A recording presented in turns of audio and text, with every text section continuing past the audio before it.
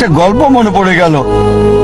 একসময় একজন ফেরেশতা এসে এক লোককে বলল, আমি তোমার উপর খুশি, তুমি যা চাইবে আমি তোমাকে তাই দেব, তবে একটা শর্ত, যা তুমি চাইবে আমি তোমাকে সব দেব, তবে তোমার প্রতিবেশীকে দেব তার দ্বিগুণ। লোকটা বলল, একটা রোলেক্স ঘড়ি আমার চাই। ফেরেশতা তাকে রোলেক্স ঘড়ি দিয়ে দিল। প্রতিবেশী দুটো রোলেক্স ঘড়ি পেল। লোকটি বলল, একটা মার্সিডিজ গাড়ি আমার চাই।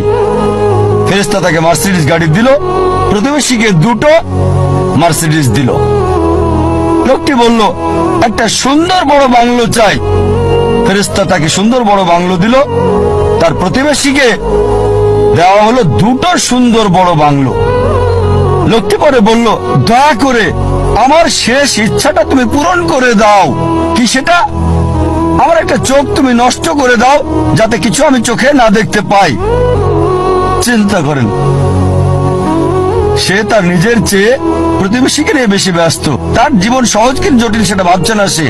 প্রাচুর্য কি দারিদ্রতা যাই থাকুক, সে বেশি চিন্তিত তার প্রতিবেশীর চেয়ে ভালো জীবন যাপন করা নিয়ে।